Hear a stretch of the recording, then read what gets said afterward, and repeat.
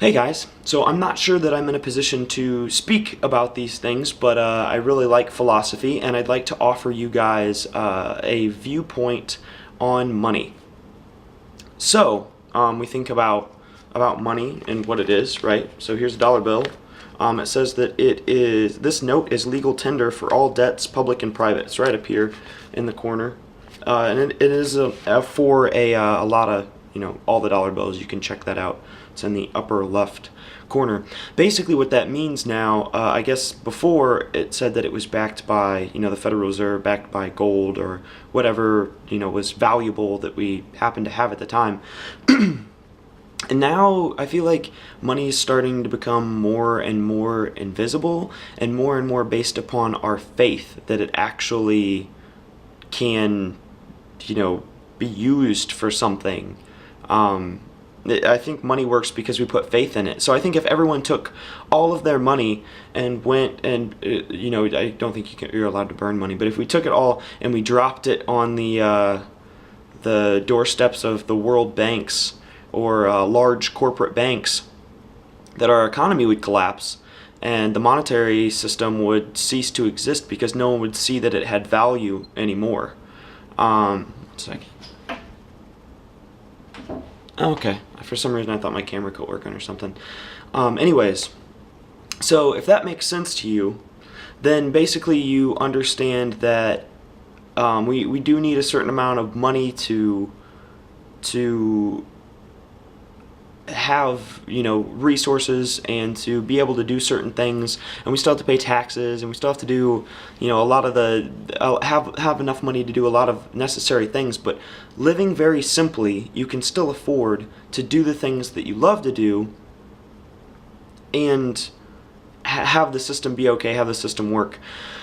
That being said, I think it's awesome that some people are creating sustaining, resources that, like for instance, clean energy I think is fantastic. I think we all need to move to electric cars, and I think that it will happen, but it's going to happen very slowly because oil is very profitable, even though it's destroying, the environment and that sort of thing.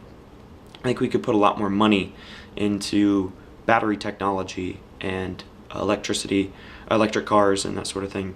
And I think that the big fan or the big windmills that create technology or create electricity are awesome too. Geothermal, all these sorts of technologies we could be utilizing. We could have a lot of renewable resources, but that wouldn't create jobs, right? And we need jobs because we need money, because we need to feed this invisible system that is our economy that everybody puts faith into and freaks out about all the time, right? So basically I just wanted to invite you to, instead of trying, okay, so I could accumulate $1 million. Say I won $1 million tomorrow. I would not be worth $1 million. I would have $1 million and I could do lots of fun things and be happy for a short period of time, but I wouldn't be a $1 million person. And I think Elliot's talked about this before, where he discussed how instead of investing, you hear about everyone's worried about 401k, everyone's worried about benefits and that sort of thing, and having lots of money to retire on, having lots of money to buy things with, having material possessions, and you think about how awesome that would be. At the same time, what if our monetary system failed us? What if it didn't exist? What would we be left with if the apocalypse hit tomorrow and all we were left with was and everybody talks about this. Everybody says, oh, I think the end of the world's going to come. I think the end of the world's going to come during my lifetime. I just have this feeling. We keep hearing this on the news and on TV, and we see shows about it, and I don't know, zombies and all kinds of stuff like that, right? But you think about how if the world was just, the economy collapsed, there was nothing but what we had tomorrow, what would you be left with? You'd be left with your material possessions, and then you would be left with the person that you've become, the person that you are, the experiences that you've had. So Elliot says, invest in experiences, invest in becoming the strongest version of yourself.